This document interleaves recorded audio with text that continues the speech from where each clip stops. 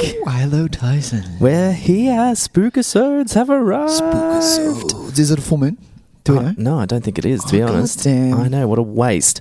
Welcome, ladies and gentlemen, to Tys and Videotape, episode 114. As we welcome our October Spook-isodes back for 2019. Hello. We've got a very exciting lineup of films coming to you this month. All horror. All horror. It's going to be a lot of fun. It's going to be a horror fest. It is going to be a horror fest. Lock yourself down. Yeah, it's going to be scary as hell. Yeah, and I hope join in the fun and just to watch nothing but horror movies with us this whole month. We're starting this week with really like one of the most iconic horror films of all time, classic, I think. Yeah.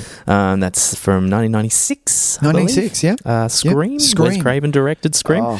Do you know we started our Spook-isodes last year with another Wes Craven film?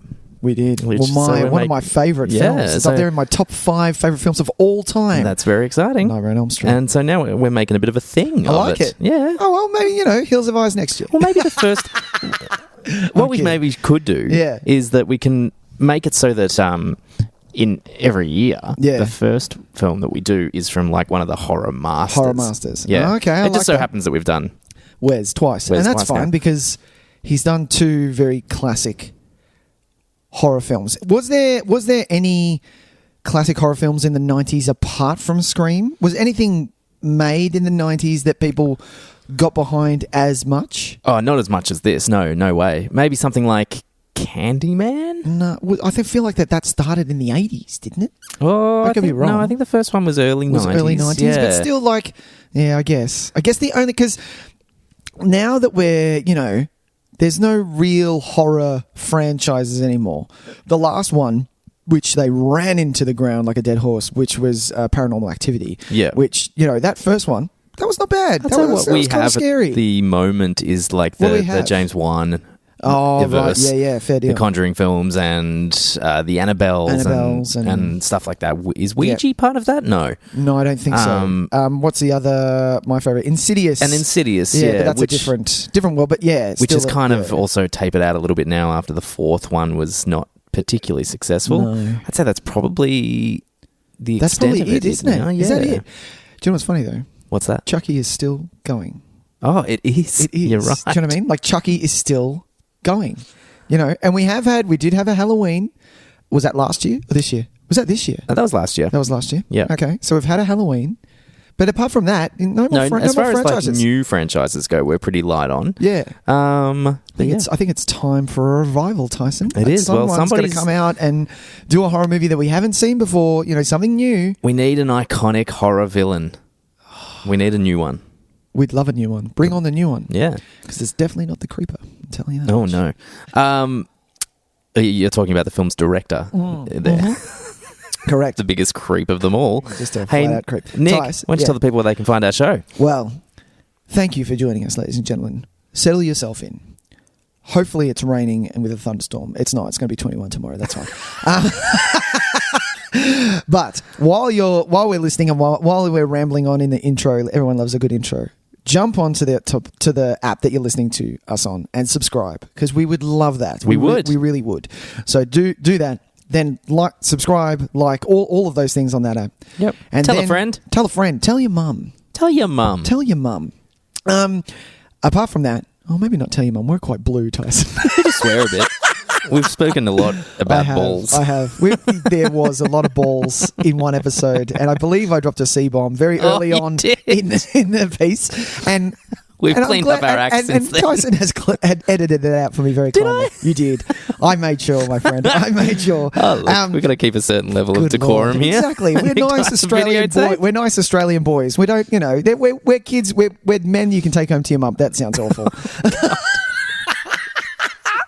But apart from that, jump on the social medias as well. We're on Facebook, we're on Twitter, we're on Instagram. We are. Do all those. And we have a lot of fun during October. There's a lot of cool stuff. There's a lot of floating around. Exactly. And it's like it's if you like horror movies, it's the month that everybody rallies around. Exactly. So get involved in the conversation. We'll make sure there's lots of really cool stuff on all the socials that you can get involved in. 100%. 100%. So Nick. Oh, and apart from that. Yeah. Oh no, maybe I'll mention it just at the end. Okay, sure. Yeah. Tys. Yeah. Let's talk trailers. Okay. Everybody's talking trailers.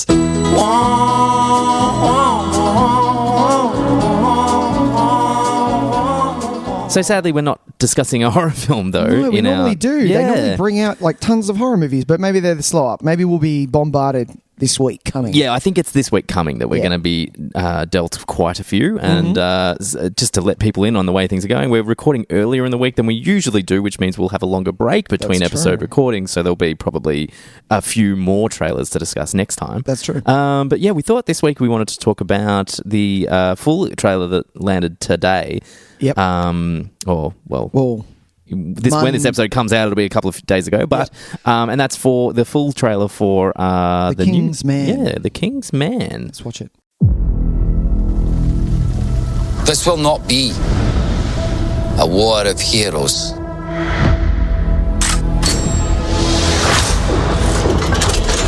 Which is all to say, this is going to be fun.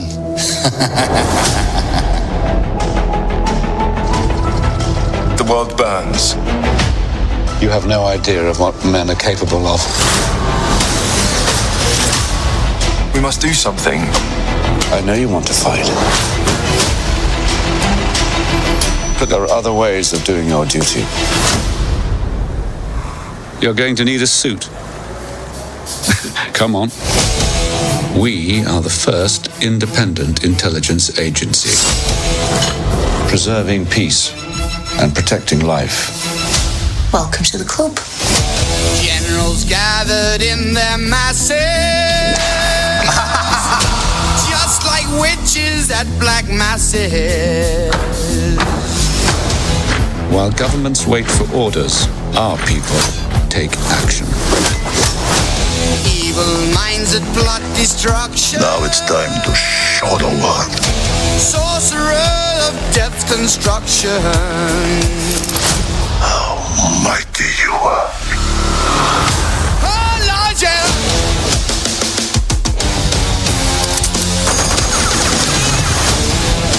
Our enemies think we are gentlemen. But reputation is what people think of you. Character is what you are. Armed and ready. Armed, yes.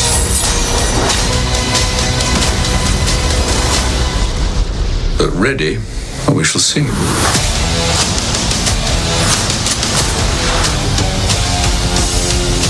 This is called a parachute. It means that one can jump out of a plane safely.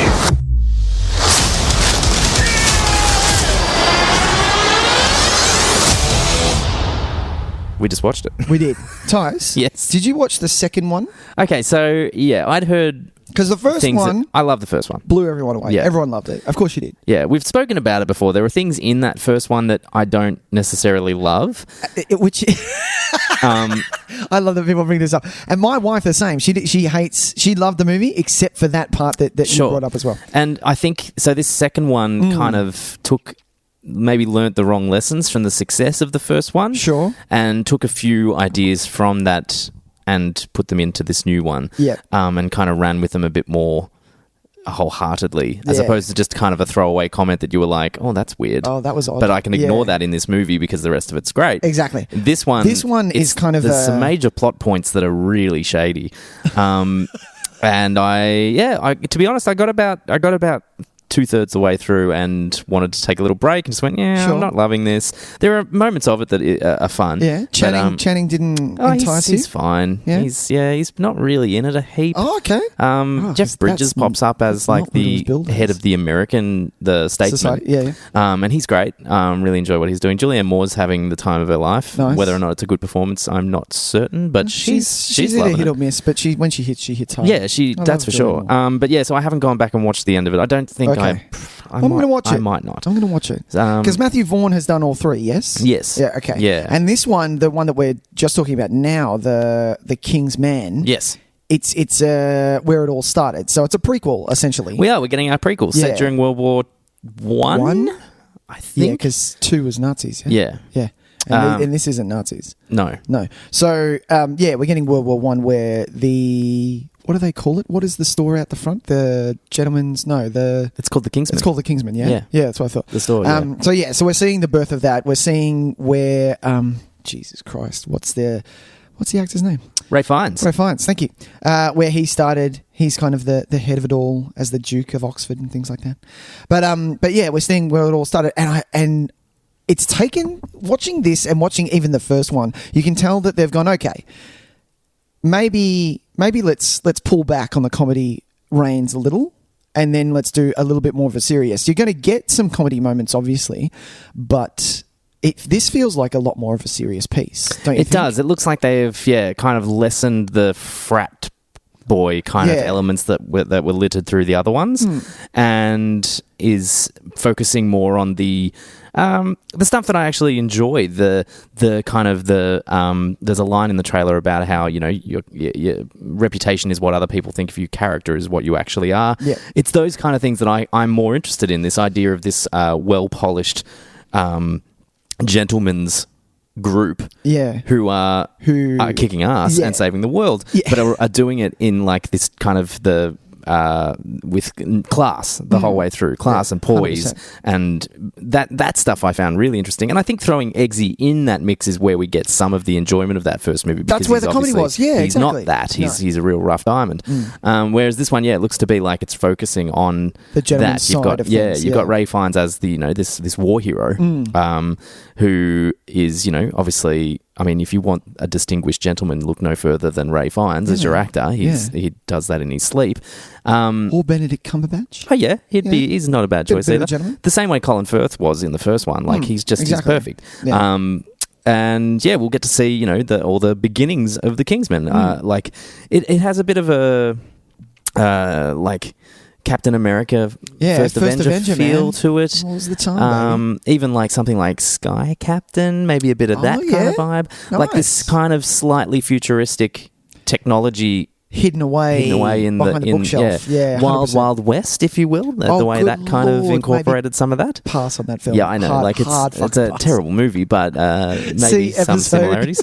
Can't believe we did an episode on that. What are we thinking? We did. We loved it. No, because we had done blockbuster. We need good film. And we got to a point where we're like, let's talk about something bad. Yeah. Let's talk about something every now bad and then you just need to. But what we do on Nick Tice is, and what I like is, we'll take that and we'll go, there's got to be something good in here. We try to find the positives in most things. We did struggle with Wild Wild West to find many positives. It's because it was racial slur after just poking fun at dwarfism. It was a horrible, real terrible stuff in that, isn't it? And then a massive spider at the end, and then a giant mechanical spider, of course. I know what you're going for. Like it had sort of that steampunk feel. Like this isn't steampunk, but that's what it's kind of. The way that they can incorporate the technology into that old era. But the action looks great. Yeah. It reminded me of because they're going up against Rasputin. Yeah. Who I believe it's Peter Stormare. So I love him. I think that's him, and he's a wonderful character actor. Everything he pops up in, I'm always happy to see him. Bad Boys 2, man. Oh. I'm telling you, it's so fucking good. He's so good. I love that. Yeah.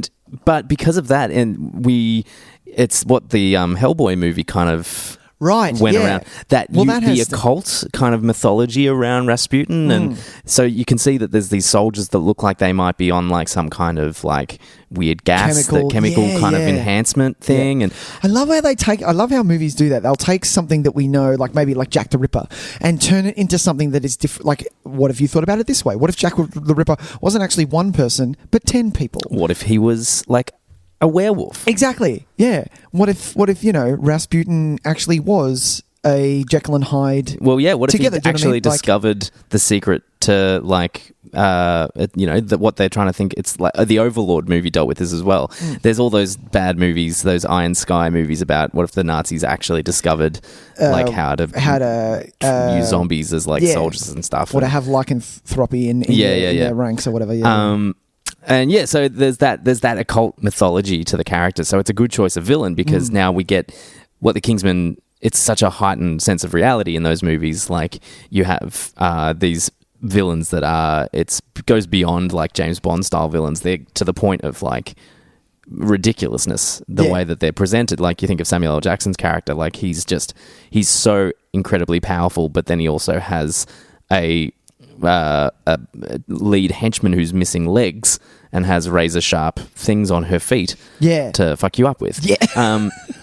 So I really So liked this good, trailer, man. and we've got to shout out the use of war pigs by Ozzy Osbourne because that worked a treat. Whoever you see when you do a trailer well, man, you drop a song and it sells you. Oh, if you can use the song 100% well, sells you. yeah. The song may not have been in the movie. No, it sells you. No, and Yeah. it's it's the same as we talked about how great that the use of Bohemian Rhapsody was in the Suicide Squad trailer. That's huge. It doesn't mean that the movie's going to be any better or worse. Good Lord, but it wasn't. Props to the guy that put together that trailer because Exactly. suddenly you get this tone out of it, and you go, "Oh, I'm interested in that." This looks good. And exactly. the percussive nature of those hits from the guitar that are matched with the cutting of the trailer, and people banging on desks in time with the music. So and good, man. So it was good. really and the great. lyrics, actually spot on. Yeah, really exactly. spot on. Yeah. It was well timed. Well done. For Yes. that trailer. Whoever cut that together, shit. So I'm really excited for this. Well, I love that this has brought people back to Kingsman. I hope it man. does I hope because it does. I that hope it does first movie well. is really great. It is good. Really, really fun, and the balls in some of those of the choices, like spoilers for Kingsman. But Yeah. I just remember my jaw was just on the ground. Church scene. No, the church Are you scene talking for about? one. Is that what No, you're talking the finale, like when they were just like, all right, set it off. Yeah. And spoilers. Everybody's head is exploding Yeah. in coloured goo. Yeah. I was just like, It's this almost movie, like fireworks, but it's goo. Yeah, this it movie looks so is good. incredible to be able to make those choices and get away with it. It was so good. And of course, I'm sure the source material led them into a lot of these choices as well. I haven't read them, so No. I can't say. I wasn't a here or fan there. of Samuel L. Jackson in that movie. I think He I was find an him an odd fit. Yeah. But the more the more you watch movie it, went yeah. on, the more I was kind of just like, hey man, if this is the way Bring it you want on. to play this character, Exactly. then I'm all for it. I think because, in contrast, Eggsy's home life compared to Samuel L. Jackson's bigger than anything villain, where you've got exploding coloured heads. Yeah. Do you know what I mean? It was such a massive contrast. Yeah, you know yeah, what I for mean? sure. You know, Absolutely. even going from, because it was I'm a big fan of that training sequence when they're all going to they're all training to be a Kingsman. Oh yeah. Like that sequence, all of that training sequence was great. I Yeah. loved all of that. Like getting a Good movie. pet and it was good. Oh, the dog stuff. It was hard. It was hard. It is hard. Yeah. Very good. Kingsman. The Kingsman. The Kingsman. The Kingsman, sorry. Yeah, the so Kingsman. They've moved the apostrophe back I like it. to Just make one it. notch. It's an ownership now. Yep. Very good. Very good. That's all we Tys? need to say about that one. Yep, I like it. Nice. We're only doing one trailer. Yeah, that's all we need to do Yeah. today because we've got a lot to talk about when it We comes to our do. feature prez. Oh, all right. Let's do it. Hit me.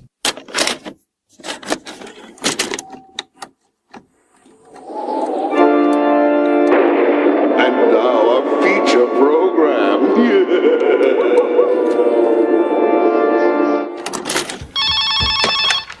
Hello? Hello.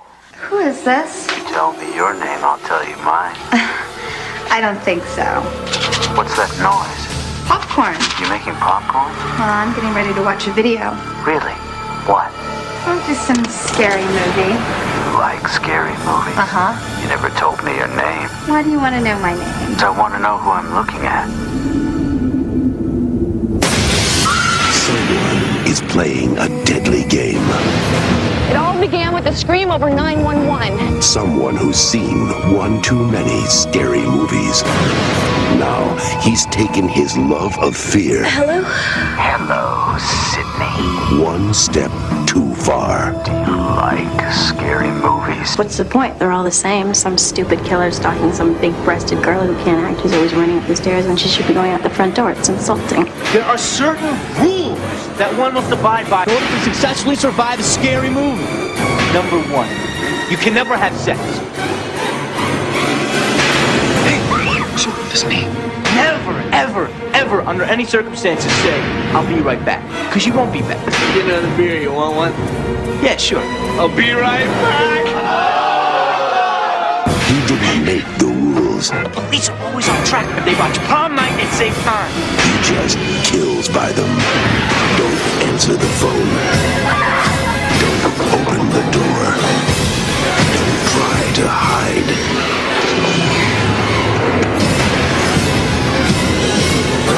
Everybody's a suspect! Not scared, are you? Scream.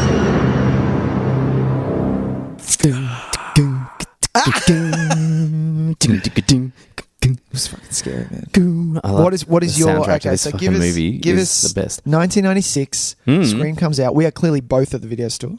No, I hadn't started yet. Oh, really? No. Well, this was my first year. Nice. Store. Yeah, and I got the preview tape. I started in like 99 at my video store. Right. Yeah. So brought it home. This is what I did. I brought it home, right? Yeah. My brother, so I was in, who fucking cares? He was 4 years younger than me. Yeah. He was a little, I think he was about 11 or 12. Anyway, Nick chucks on. So for some reason, in the random history of Nick's parents and high school and shit, yes. My parents never went out of town. They never had a holiday. They never went to a fucking friend's house. They never left me to my own devices. And I still curse my mum for this. I'm almost, anyway.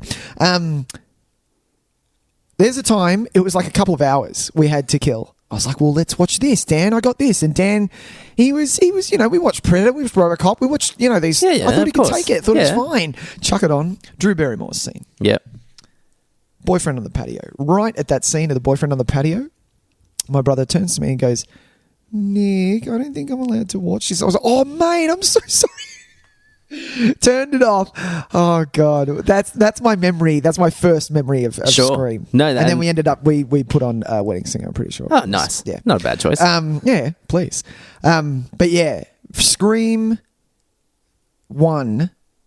90s, like it's such a subliminal slot in my teenage years. Everyone loved Scream. Oh yeah, Everyone there was a time for me. It's like pre-Scream, post-Scream. Yeah. As far as my life is concerned, everyone at a party, even if it wasn't October, had a Scream mask and was scaring people. When I went to someone's house party, or whatever. Yeah. So okay, so this I need to talk about this. Oh, here we go. From a psychological point of view, this is the film that kind of broke me a little bit as a kid. I'd really? never seen anything that made me feel so scared. Right. I was 14, so I saw it at the cinemas. Oh, dude. Yeah. Thinking about it now, I don't know how I got into that movie. How the fuck did you get into Scream? I don't know, because it would have been finished by the time I turned 15, and unless it was only M, but I'm sure it was MA. No, it was. No, or maybe we just snuck. Maybe we just they were just like, oh fuck it, whatever, let him in. It's fine. I was close enough to 15, surely. They didn't care. It was it's a teenager ripping tickets anyway. Yeah, exactly. He's not going to try and bust your balls about that. Exactly. Have a good fun. Have a good fun. Yeah, exactly. So time, I sat down, kind of aware of the concept of horror movies. Yeah, of course. But I hadn't seen much. Okay. I had watched clips of stuff that, and I'd watch things through the crack in the door, or I'd turn the channel over and see some stuff and be like, quick switch. Yeah, exactly, because you have to get up and turn the dial. So yeah, I was aware of the concept of them, but I don't think I'd ever really fully comprehended that idea. This movie changed the way I thought about a lot of things. Right. I had a pretty wholesome childhood existence as a child. Yeah.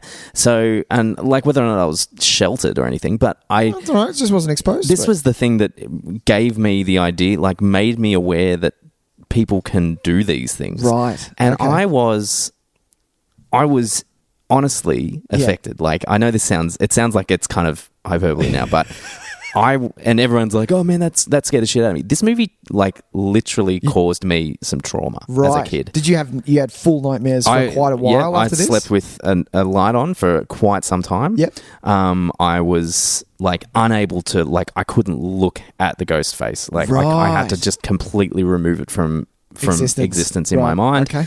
I was really uncomfortable talking about it, thinking about it. I had to and I would cover it up and pretend like I was something else was scaring me, but I guarantee it was that. Amazing. And it really, really did a number on me as a kid. So when did the flip happen? I honestly couldn't tell you when I just went, oh no, I can watch this movie, it's fine. I think I just grew up. I grew up more and I got a bit older. By the time Scream 2, a couple of other horror movies. Yeah, and by the time Scream 2 rolled around, I was in better shape. Right. But what you were saying about people in the Scream mask, if I saw anybody with that Scream mask on, I got so mad. Oh, I would just immediate mad. Yeah, I'd just be like, get out of my, if you dare try and sneak up on me, I would probably so fight or flight, injure you somebody. fight them. I That's reckon hilarious. I would have thrown thrown a chair at them. That's amazing. It really, really messed me up as a kid. And I have one of those movies. What's yours? It's not. Oh God. Okay. Well, mine is a bit more fucked. It's not a horror movie. You watch something like? Oh well, this is Last House on the Left. Speaking of, this is going to sound really grave. fun. Okay, so in watching the movie that I was about to talk about, it made me scared of having sex. I watched Kids. Oh, okay, sure. Yeah, I watched that way too young. Yeah, and after watching that, I thought that. Yeah, I thought a lot of things that I'd rather not say on a podcast. Sure. But yeah, that's the one that messed me up. No, fair enough. Royally, really messed me up. Yeah, to the point where I realised, but I was smart enough to realise later on down the track that it did that, and then went, hang on a minute, it's just a movie. Yeah, you're you, and whatever happens intimately wise, you are in control. Do you know what I mean? Yeah, I also, I think coming out of that, I remember a similar feeling coming out of the movie where I think it was maybe the first time that I was aware that people could be like that at that age. It was, and for you, like you saying that Scream, people were capable of that, because in Scream, it's no monster, it's a person. It was a person that you see throughout the film, and then all of a sudden you end up, oh my god, it is this person that's doing this. And it's not like I'd never seen murder mysteries before. No, but there was something just so like chilling about it that, like, I think you're right. It's a big part of it is that I could disassociate when it was a big ugly monster, exactly, or even when it was like, look, everyone got nightmares about Freddy, but Freddy is still just, it's a burned man face with it's a monster. It's a movie monster. It's a boogeyman. It's it's like any kind of vampire, werewolf, anything like that. The boogeyman I actually was okay with. I could handle that to an extent. Yeah, but this is, people are putting on the Scream mask. Yeah, and coming up to you. Exactly. Do you know what I mean? It's around. It's in the ether. Like, it's around you. 100%. So Kids. That was. I didn't realize that people could be like that. I didn't realize that. I'm with you there. So it was a bit full on. But then, so now this movie now holds a really kind of a special place in my heart, believe it or not, because even though I look back on it now, like the fact that I kind of conquered that is something I'm a little bit proud of, I guess, which is a weird way of putting it. But good. I think it was, and you know this as well. For a while, I used to say I'm not the biggest fan of horror movies. That's true. I wouldn't watch many horror movies. Yeah, when we started, this is the movie that turned me off horror for a long time because I didn't want to feel that way. Yeah, fair deal. And so for much of my late teens into probably mid-20s, I just didn't watch horror movies. I just stayed away from them. Yeah, fair deal. Although, what's funny is I could watch I Still Know What You Did Last Summer. Right. Like, I could watch that. Fine. Yeah. I could watch The Faculty, a movie we've talked about on the show. Yeah. Fine. But there was just a level, and I knew when it reached a certain level, and I was like, no, I'm not going anywhere near that. Yeah. And you knew, because you and I can completely tell the difference. Like, there's a difference between The Faculty and Scream. You're looking at two. Yes, they are sort of in the same category, but one kind of completely ups the other as far as the horror element of it. Yeah. Whereas Faculty is almost an alien. It's more sci-fi than horror. Yeah, and I used to find ways to kind of find my way in because I liked watching those kinds of movies. I did, but I used to be able to find ways to justify why this one was okay and that one wasn't, and stuff like that. 100%. But this, once getting to a certain point, now when I look at it, I notice all the things that completely I was unable to comprehend in that first watch because I was literally just so scared. Right. I think I probably was like the beginnings of like an anxiety attack in the cinema. Right. I was just so like shit scared the whole way through. Yeah. And I think I probably should have left, but I was there with friends and it was like, I can't pressure. leave. That's like, peer pressure. It is. Could you imagine the shit I would have received if I'd never live it down? And I think that was probably what kept me in the cinema. Especially, just end. Especially in the 90s. Kids nowadays, I would hope, would be more, if someone left, is he okay? What's going on? Yeah, is he all right? Is this a bit much? Sorry. Yeah, cool. Yeah, we'll do something else. Like, it's all right. Let those, I'll go and we'll go do something else. Yeah, but you're right. In the 90s. 90s, completely different. And because the culture around Scream was so huge. Everybody was talking about it. Everyone was seeing it. There was that element of like, you can't be that person that had to leave because they were too scared. 100%. Like, because you were going to miss all the conversations. We didn't have the internet, so it was like you talk about this. This is what you do. Yeah. You go to school on Monday. Oh man, have you seen Scream yet? Oh my god! Yeah. And you talk about it with all your friends. It's huge. And I was just like, don't talk to me about it. I can't talk about this. We need to talk about something else. Oh my god. Yeah, but now because I was in such that particular frame of mind, I missed all the humor. I missed all the meta commentary. I missed all that stuff. Man. It honestly didn't. I never thought there was a funny element in that movie, and now I watch it. I think it's really funny. It's extremely really funny. Yeah. It's so close to being a legit comedy horror. It straddles the line very, very thinly. Yeah. It walks it tightly. Yeah. It's almost there with some of the stuff. It's just, but it kind of laughs at it's making fun. I've written this down. It's making fun almost of itself. Does that make sense? Oh yeah, 100%. So it's so self-aware. And I was telling Sam it was such a big deal because this was the Cabin in the Woods before Cabin in the Woods hit. Yeah, Do you know for what I mean? sure. This was it. They were talking about, you never had a horror movie that referenced Hellraiser or The Howling or all of these other horror movies, Nightmare on Elm Street, and they talked about it they're dropping it all over the shop. Well, more often than not, movie, horror movies existed in their own insular universe that didn't have other horror movies in it. So because this was referencing all of these ones, you were like, well, this is amazing. You're right, it was so meta that it was amazing. So nothing had been out like this before ever. No. And it also does that wonderful trick of being, which I love, and we've talked about this before, it's satirizing the thing while also being an incredibly good example of the thing. Yeah. And that's such a hard juggling act to pull off, and they manage to do it really well, because while they sit there and kind of say, blah, blah, blah, how the rules of horror movies are, and we all have a giggle, the fact is, when the scares happen, they are as effective, if not more so, than the movies that it's referencing. 100%. And that's But that's to do that well. Spot on. Yeah. That's going to be hard. Well, I think it's, as much as Kevin Williamson has written a pretty great script, I really do think it's Wes Craven's.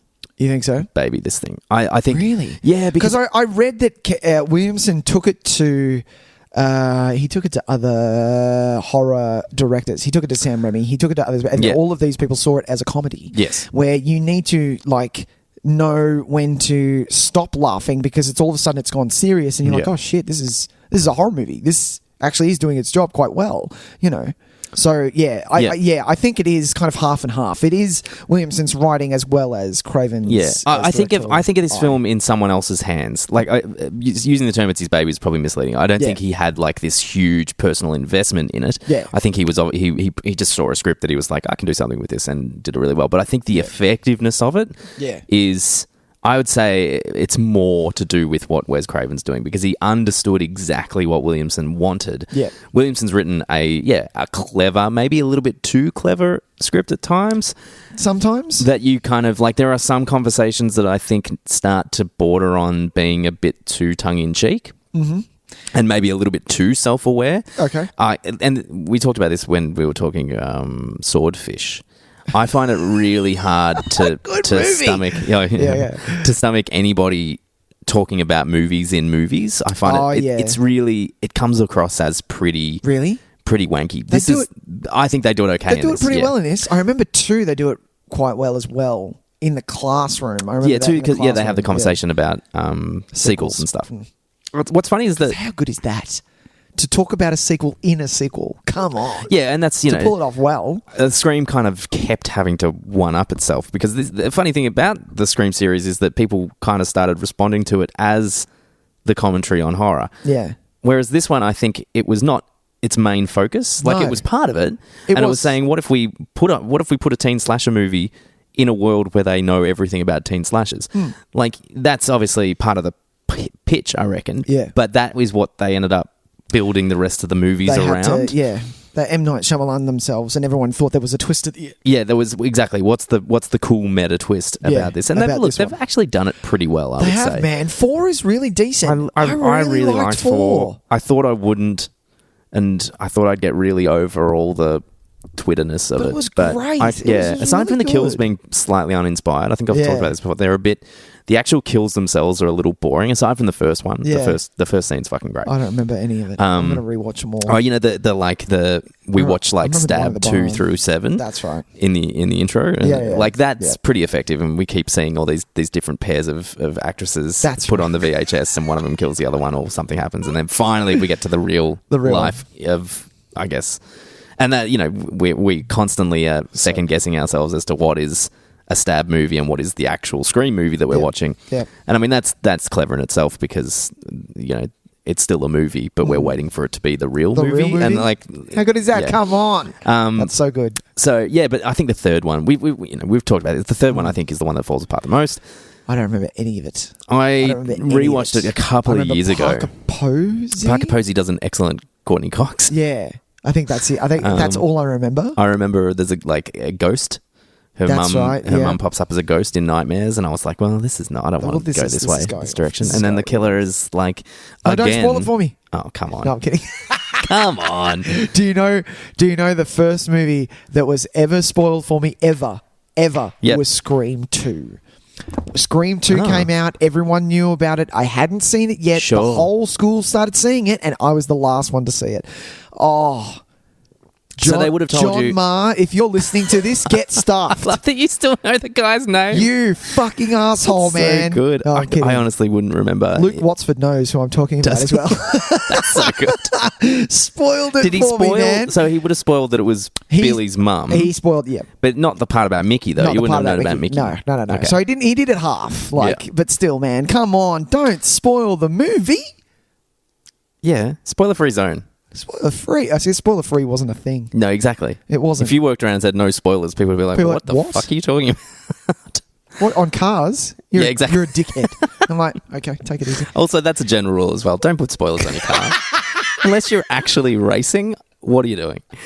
Oh, Jesus. Yes, what were we talking about? I've already lost my train of thought. 3, 2, and... 3's a mess. 3's just a big old mess. And they tried to do that thing where they had to try and, encapsulate the whole story in the twist, and I think you kind of look at it and go, oh, I thought we kind of were done with this. But at least the fourth one tried something new and tried to be... exactly. And take it in a different direction. Yeah, and I loved who the killer was in 4. It was good. Me too. I thought it was great. Didn't pick it. Didn't pick it at all. Tys? Yeah, man. Talk to me about this first scene. Oh, Drew Barrymore. It's the start of what's your favourite scary movie, the classic line that is a classic now. Yeah, absolutely. I didn't realise, it wasn't until this watch, I didn't realise that the person doing the Scream voice is actually a separate actor. Yeah, totally different guy. It's a guy on his own. He does that. He's known for that voice. They get him back for every film. And I was like, that's awesome. Yeah. I didn't know that. I clicked onto that pretty early. Yeah. Because I remember the bit at the end where they have the voice thing, and I'm like, well, that's not the voice that was on the phone. It's clearly not. Why didn't they should have just overdubbed his voice again with a little bit of a filter. Something in there. It doesn't sound right. Have his voice on the voice box, like with their voice coming Having said through, that now, I bet you, what if that's what they did and my brain just didn't want to... No, it's definitely their voice at the end, isn't it? Yeah. It doesn't sound right. Doesn't sound right. I know. I've always thought that, even when I first watched this movie. But yeah, Drew Barrymore, man, coming out, they wanted her for Sydney Prescott, and she said, you know what? No, I'm going to do I'll be in it. It was actually her. I'll be in it, but I want you to kill me off. Yeah. And because it's going to make a statement. This movie has teeth. Yeah, so I get the power of that, but funny, I think about 1996, I didn't really know who Drew Barrymore was. Seriously? No, because what was she from then? Poison Ivy, man. Yeah, but it's sexual thrillers all over the shop. Is that it though? See, because I definitely hadn't seen Poison Ivy as a 14-year-old. E.T. I think E.T. would have been the only thing. What else was there? No, there were tons of stuff. Charlie's Angel. No. Boys on the Side. Boys on the Side. Come on. Boys on the Side. No, I definitely knew who Drew Barrymore was. I don't know what from though. What was it that I saw? Yeah, see, that's the thing. I was in my head. I was trying to figure out what made her such a huge star at that point. But was she just a very successful child actress that maybe we weren't aware of all of her successes? Maybe it was an American thing. No, she was in a lot of in the early 90s, late 80s. It was a lot of sexual thrillers. She even did it a lot I know she was a bit of a wild child and maybe went off the rails for a little bit. Exactly. It's still, like, regardless, it's still a very strong choice because... Yeah, man. I knew Firestarter was a thing. Oh, but Firestarter, I don't remember if it was a big thing. Like, she was a kid in that. Yeah. But yeah. Yeah, see, 92... No, it wasn't a lot of things. Remember the gun... Do you remember Gun Crazy? Jeez, I remember that. No. That cover is burned in my brain. Yeah, right. Oh, Wayne's World, bro. She was in Wayne's World too? No? Oh, Bad Girls, Tys. You're all over that. Oh, Bad Girls. The Western with her in it. Come on. Oh, God. No, Boys on the Side. And then she was in Batman Forever.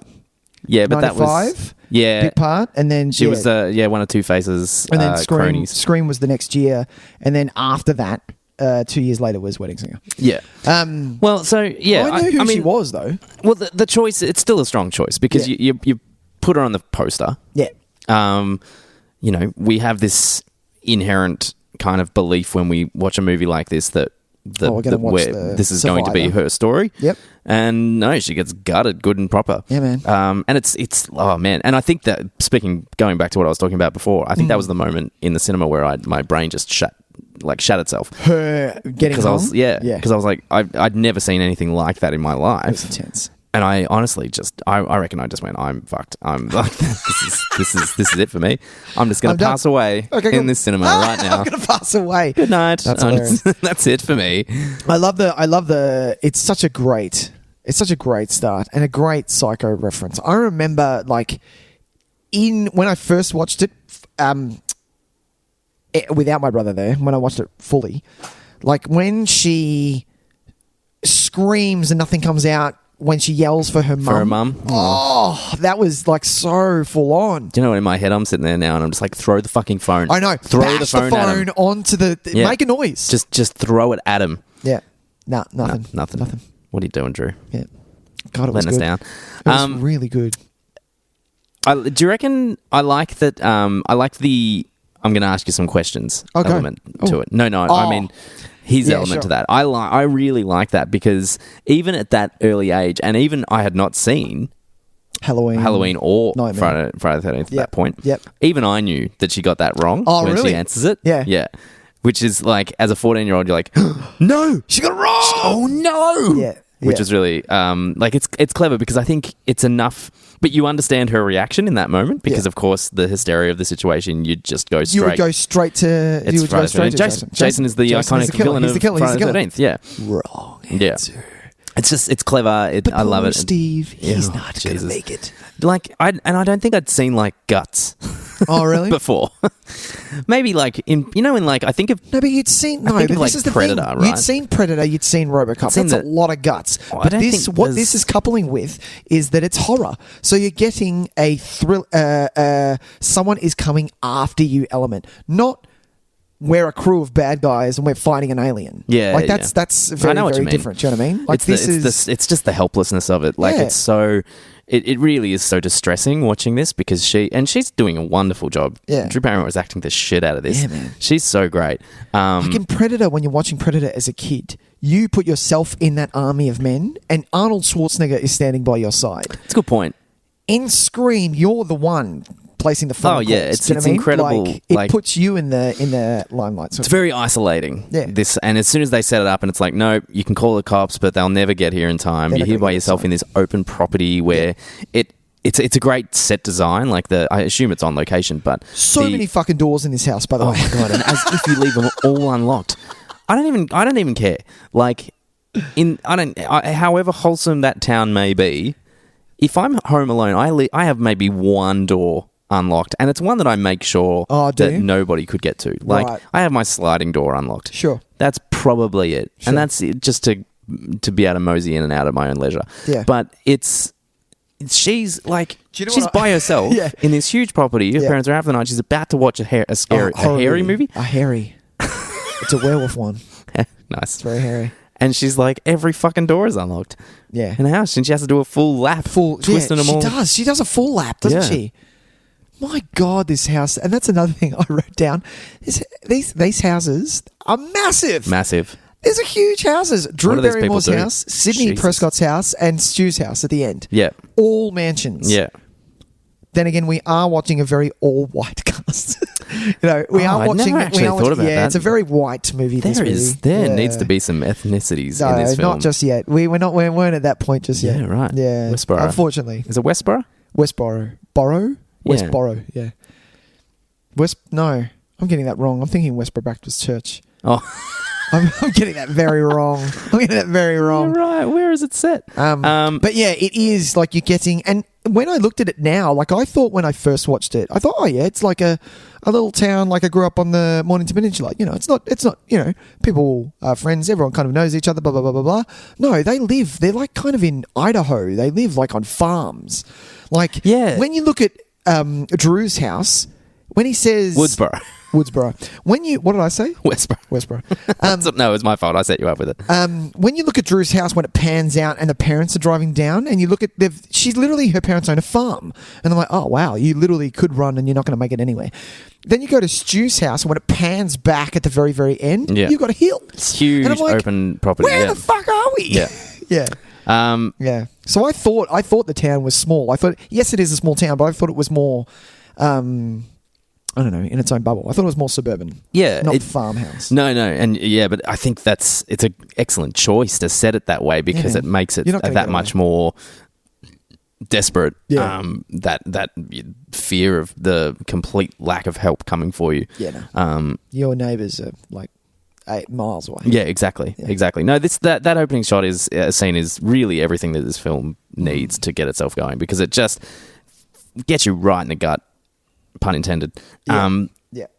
And at the end, when the credits, the credits don't roll, but there's that kind of quick tracking shot into her where it's jittery and you see her hanging from the tree, and then we just cut to the title. And I think you've realised that you haven't breathed for 2 minutes. You are just, it's nail biting stuff. Like it really is. You're in for a ride. They've done it well. He's directed it well. Really, really well. You're up for a ride. Which is great. Yeah. And just all the little choices to help build the tension. Like the popcorn, just that. It's a visual representation of it, but it's that also you can hear it always in the background. Yeah. And it's a timing thing. Like it's almost like putting a timer on the thing. Yeah, for sure. Yeah. The way it just keeps expanding and expanding. It's like our tension. Yeah. But there's no release. Yeah. There's no way to just let it sets come it on out. fire and everyone dies. Yeah. 100%. My favourite, the bit that got me when I first watched it, it was it's a bit full on. Okay, we don't really know what's going on. And then when he asked the question, okay, here's your question, because it was a movie reference, I was like, okay, cool. What's the movie? Bring it on, because I'm not going to die. Sure. Okay. Me putting myself in Drew Barrymore's shoes, I was like, no. I knew it was the mother. You haven't watched enough. What's the next one? What do you got? What door am I at? Oh fuck. Yeah, exactly. That was the one that got me. That I was like, oh shit, he's actually like here, and then he rings the doorbell, and I'm like, okay, we need to fucking run. Even if she got them both right, no, they're still coming in. Do you know what I mean? They are dying. Yeah. It was the fact that danger is imminent. Like you have 100%. To start running now. Like that, and that's what made it tense. Yeah. And there's no moments in this, and this kind of goes for the whole movie, and I think it's a deliberate choice. There are no moments of stupidity from our characters. No. Like, it's, and it's referenced directly in the film itself, when Sydney makes that speech about, dumb girls running up the stairs and should be going out the front door. Yeah. Which they cover quite well. Which she does herself, but it's understandable. It's always understandable. There's a reason why. This is not one of those movies where you go, oh, just run that way. Get away from them, because he's behind you, run. They all are actually doing the things that you would do. Yeah. Except maybe Tatum. I don't think I would have crawled into that doggy door. Look, we're going to skip that part. It's a real shame because she's really she does very well. She does. The only thing, and it's so funny. And when I look at it now, I have to admit, Rose McGowan clearly didn't realize that she was goth yet. It's her pre-goth. So it's so funny because she's blonde, and just the outfits. You're like, oh wow, we haven't hit our niche yet. We kind of don't. Oh, it's like they're just like they're in Clueless. Yeah.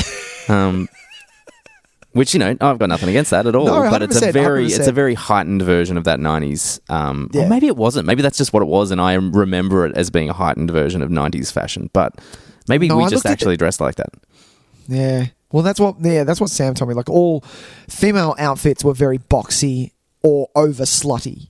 Like, do you know what I mean? Yeah, the short tartan mini skirts and the really tight jumpers and things like that. Yeah, or it was just boxy t-shirts and massive pants, low cut pants, fit massive, like family of 5 in. Yeah, yeah. Oh, the wide legs. Yeah, man, tons. That was a bit later. That was 98, 99. That was 10 Things I Hate About You time.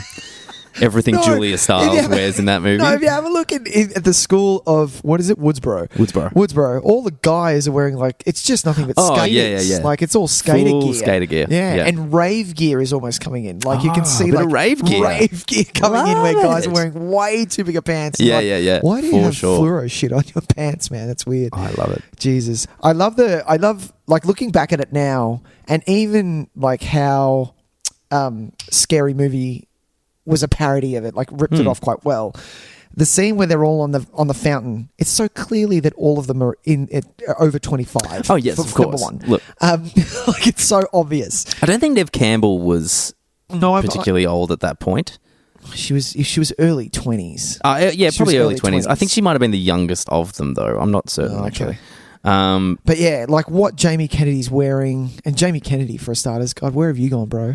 I think it's all for the best, really. That he's kind of just his outfits as well is so lame and so weird. But yeah, and I didn't realize, like watching it all the way through, I knew that Scary Movie ripped it off a lot. How do you call him Ghostface? Yeah, Ghostface. Okay. Scream Mask. Ghostface, the killer, is so what did I write? He's so floppy. Like, he literally takes a beating in this, and they rip it to pieces in Scary Movie, the parody. Oh, yeah. But Jesus, man, he takes a freezer door to the face.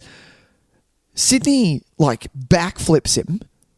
They don't really and he's show any of the pain. Like, yeah, he doesn't. At no point do we see Stu or Billy. Billy.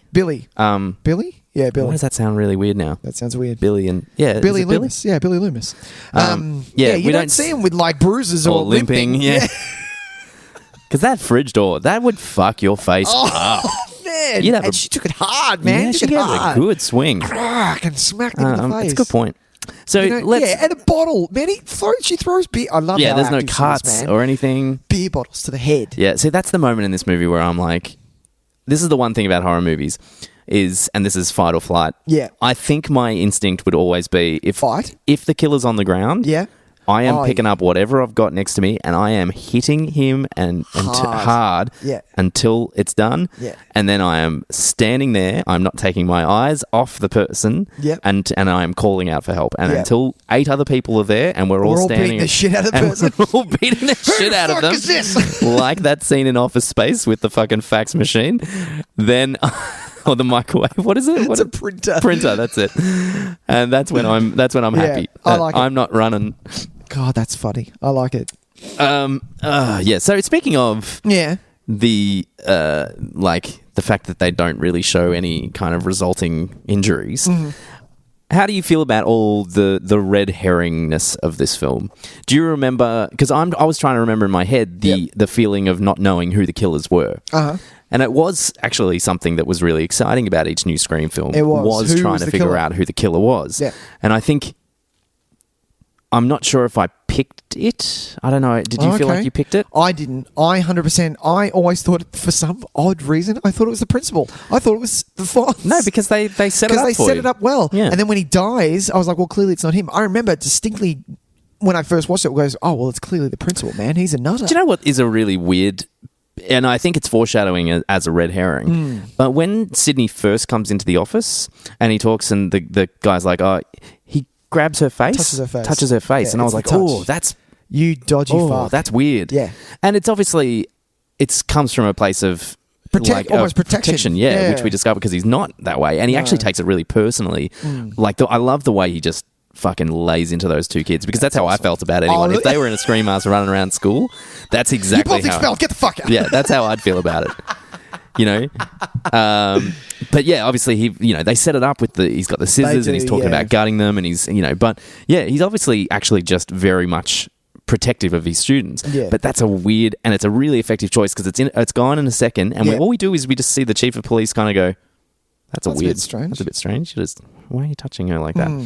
And perhaps there was, But that's all it needs to set it up. Because that's all our brains need, because we're constantly looking for stuff. Yeah. We're spending the whole 100%. movie trying to figure out clues, like the boots, like when he puts out the cigarette and he's got similar boots that we saw earlier on. Yeah. What else are some of the obvious red herrings? Is it? Well, I mean, there's Billy is it dropping the phone, which we think is a red herring for a little while, and of course turns out to be the real thing, the real which deal. is such a good thing for the movie to do. Like, because you write him off at that point. Well, clearly it's not Billy. Do you know what I mean?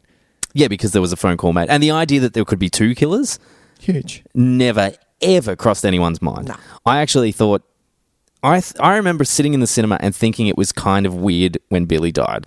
Like, there was something off about it. It was quick. And That's what it was. Because he was such a main character of the group. Yeah. Killing him off so quickly. Yes. And then her getting to have to leg it out I think of the there. fact that all the kills, aside from... Like, even the principal's kill was slow. But they're set pieces. They were legit set pieces. The only one that isn't is probably the camera guy. Yeah. His death is probably the most just matter of fact, you're just here at the wrong time and get the fuck out of the way. Yeah.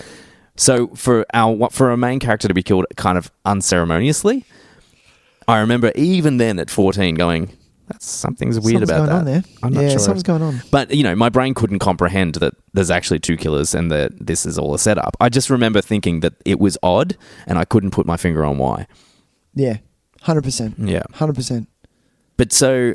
I love how I forgot, like, when watching this, because I haven't watched this for a while. Yeah. A lot of people die in this. Like, there's That's funny. I had the opposite effect. Oh, really? I thought there were more. Oh, really? Because I barely remember this. Like, I remember it. I remember a lot of it, but I don't remember the deaths. Because really, there's a only... lot of people. Because I remember... killing off the principal? Why did the principal this is have the thing. to die? I remember thinking that it was about 40 minutes into the movie and they were still talking about the two Woodsboro students that had died. And in my head, I was like, oh shit, it's still only those two that have died. Right. And it's not until... So the third person to die is the principal. Yeah. And then on top of after that, just the camera guy. Oh, and Tatum. So I think there's only 5. It's because a lot of people get injured at the end. You think they're dead because you think that Dewey is dead because he comes out with a knife in his back. Yes, and you don't see him until the very end. I think Courtney Cox is dead. Courtney Cox is dead, and then Jamie gets shot. Yeah. So you think a lot of people are dying, but they're not. Yeah, no, you're right. Yeah, that's probably right. Yeah, the carnage of that last little bit. Yeah. I just remember thinking that there were more people. That there were more, like more kind of just incidental deaths. Yeah. And I mean, this was the blueprint for so many imitations up to a certain point in the 90s and early 2000s.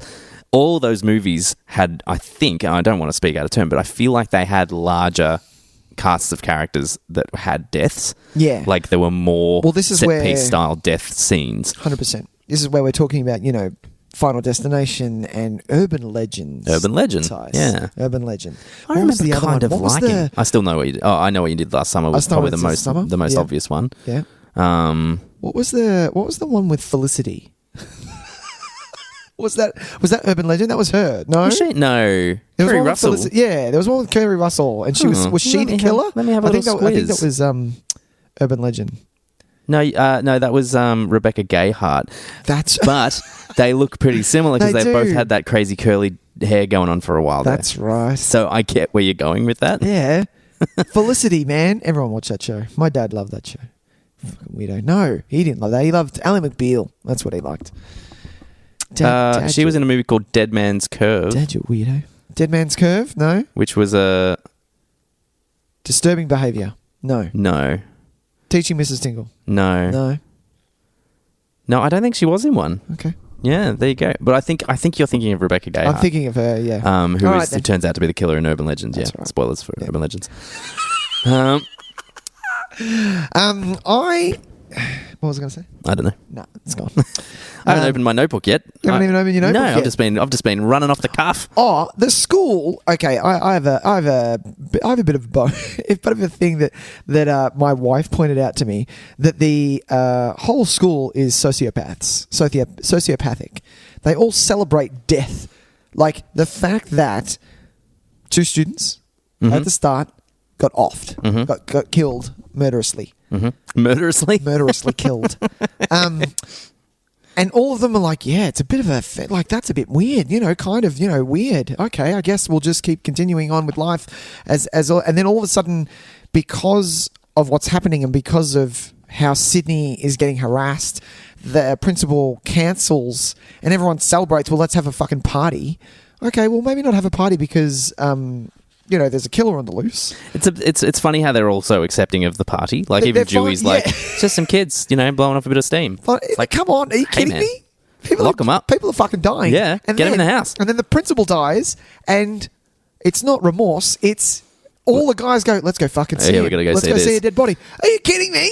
Yeah. Well, obviously, that's a bit messed up. It is messed up, but I think it's part of what they're trying to demonstrate as this new kind of statement on where horror is at. I think even the fact that the killers themselves are kind of doing this, don't blame the movies, blah, blah, blah. There's this whole idea that, and it's run into actual culture, and it's that kind of thing that we all hate hearing because it's such a cop-out excuse, is that, movies and video games are to blame for all the violent subcultures in the world, and it's like, well, how about you fucking change read the a book? laws, yeah.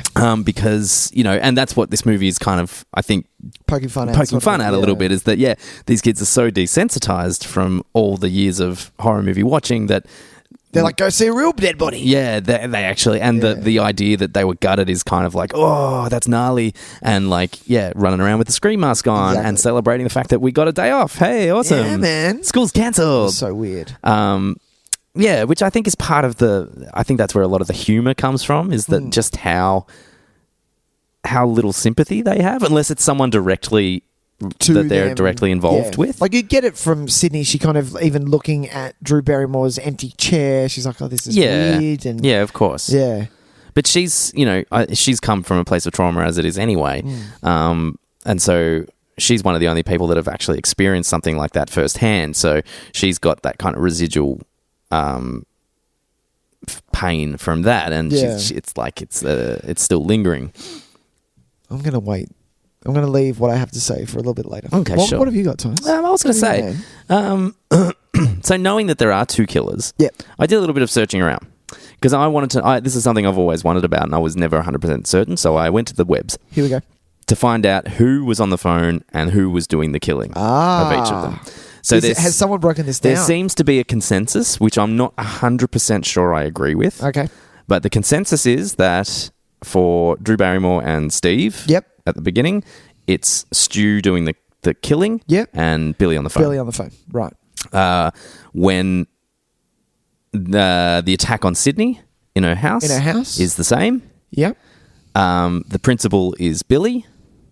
Sure. And Billy was made to get... He predicted that he would get caught. He dropped the phone on purpose. That's what I always figured. Oh, you reckon? I reckon he drops it on purpose so that she rules him out. Him just rocking up after literally phone calling her, because I thought the same thing. I thought it was Stu in the suit and him on the phone, because obviously you can't do both at the same time. I think he drops the phone on purpose so that he goes to, this is a Joker Dark Knight situation. Exactly. Goes to jail, and then they call again. Like, it's literally, they do it on purpose because they know what's going to happen. Interesting. I never thought of it that way. That's what I thought anyway. Tatum is Billy. And then obviously then and then it's Stu, because Billy is faking his death. That's right. For the last ones. Yeah. So Billy doesn't actually kill that many people. It's all Stu. Stu does most of the killing. Matthew Lillard, man, you can't get more 90s than Matthew Lillard. Just straight up Matthew Lillard in anything. It's the 90s. He's doing a Matthew Lillard thing. You're either in or you're out. Hackers. I love Hackers. Yeah, you are kind of just in or out with him, aren't you? Yeah. You're either on board or you're just not at all. Yeah, and because he's dialed up to 11. He makes such strange choices. I love him. Like, it's a really interesting energy. Sharon Stone. Like, me and my wife get doing that. Yeah, exactly. Sharon Stone. God, he's funny. I like him. I like him too. He seems like he would be a fun guy to hang out with. But before he's a murderer, of course. Yeah.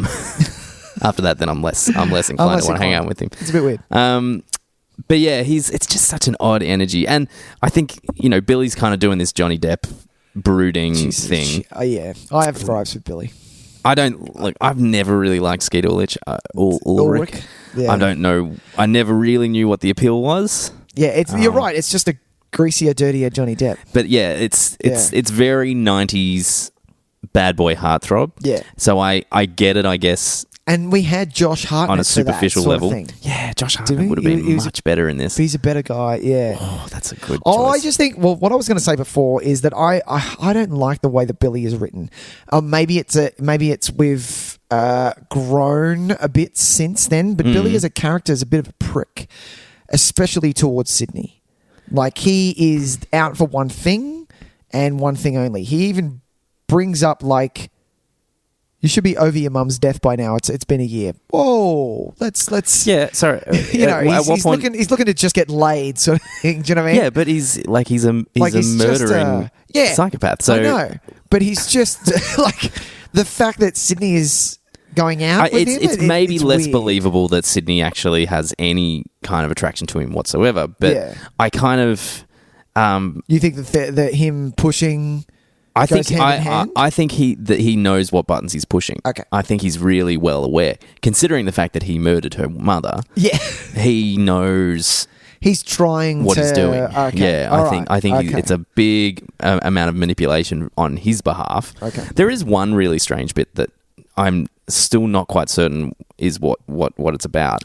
Because the only thing I can think of is that it's there for the audience to try and make it seem like he's not the killer. But after the argument with Sydney. When he says, "Come on, it's been a year," and she runs off like you're an asshole, he turns around and goes, "Stupid." Yeah, and I'm like, "Who was that for?" But that's the thing, like that wasn't stupid. You did exactly what you wanted to do. That's what makes me believe that he doesn't know what he's doing. You reckon? Yeah. Why else would he say that? That's the only reason why I don't think that he knows that he's. Yeah. When I look back on that, he was doing, but what part of that conversation wasn't what he wanted? Because I feel like that conversation is perfectly manipulating of her. He's trying to push her to the point of break, and then kill her. So I don't think it's stupid at all. I think he's saying the fact that he's saying stupid is him like trying to cover for the fact that he's like, oh, I didn't handle that well. Like anyone is around watching him, but nobody is. So I find it's a weird moment for me because I feel like maybe something was cut. Well, maybe. But if you think about it as well, there's no other point in the film where any character, in order to maintain the lie, the red herringness of everything, there's no moments where a single character shows their true motivation away from anyone else. So it's always with other people around so that you can always define it as, oh, they were putting it on as part of the show. So that way, whoever was revealed as the killer, right, you could go back and perhaps kind of be like, oh, well, they were doing this. That was part of the plan. Yeah. Except for Sydney. She's obviously seen by herself quite a lot because she is our protagonist. We can safely assume that it's not her.